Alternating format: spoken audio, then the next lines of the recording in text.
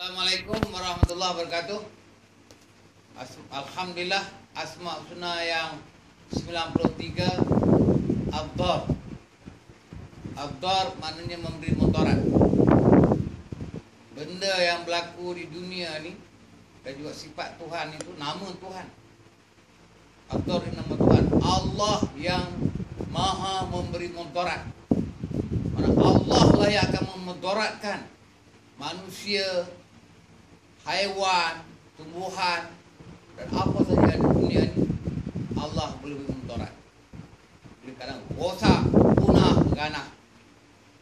Bukan manusia saja mudarat, manusia mudarat juga. Bawa kereta ke langgar, tebing, kata main buku, lemak rempit itu, langgar tiang elektrik mati. Itu dia buat sini. Macam dari Tuhan. Mana manusia pun boleh buat mudarat hal ke diri dia. Dan Tuhan pun boleh memanglah memudarat pada orang yang buat pelanggaran ketentuan hukum Allah. Contohnya, Allah mengharamkan tidak boleh minum arak. Dia nak minum juga. Dia minum, dia jadi sasau.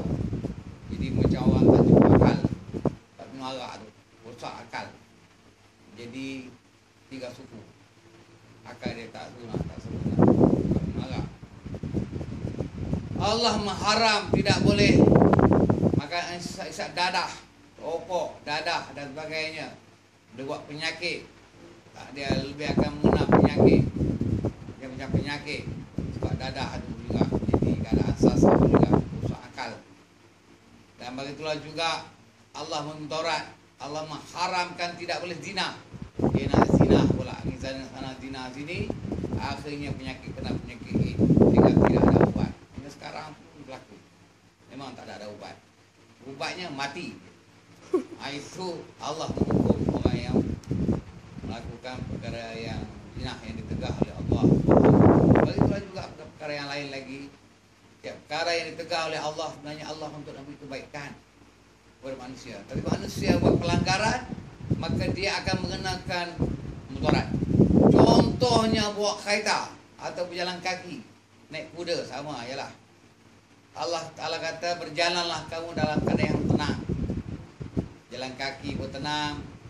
Maknanya jangan tahu arah, mana tengok jalan baik-baik ni nak langkah nak apa, dia akan tenang selamat.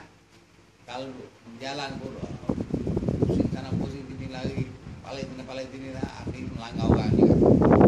Jatuh telaga. Maknanya dia mudaratkan diri. Bawa kereta, patutnya bawa keadaan yang aman, damai.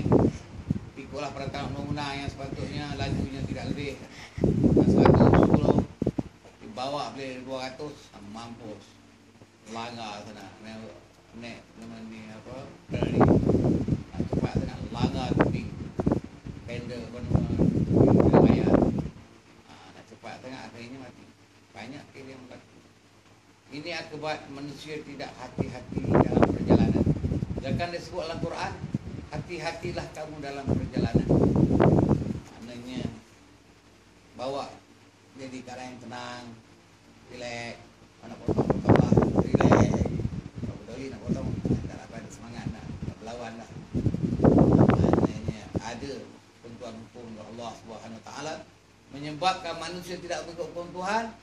Dia Tuhan, dia akan banyak malapetaka, penyakit dan berbagai masalah yang kena pada manusia, termasuklah penyakit putih manis, darah tinggi dan penyakit jantung.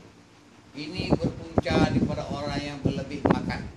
Sedangkan Tuhan mengatakan kulu washrabu wala tusrifu. Ini sebut Al-Quran. Makan dan minum jangan berlebihan. Makan berhenti belum kenyang. Kita lepas kenyang baru berhenti. Kan bobo nak kenyang tu berhenti. Makan sedap. Ini dah berdaeh dah. Memang makan tak sedap. Tapi itu terlalu sedap. Kenapa pulang pakai? Maknanya memang sedap. Macam mana pun kita boleh berhenti belum kekenyangan. Bobo nak kenyang berhenti. Itu bagus. Sebab bawa berbagai penyakit. Penyakit badan. Penyakit atau dalam makanan. Penyebabnya kalau banyak makan gula, banyak teh, dah tinggi, tinggi manis.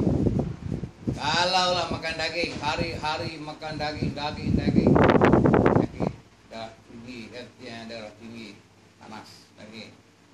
Banyak lah makan lemak, macam-macam, keju ni macam-macam, makan sampai masuk minyak banyak lebih, macam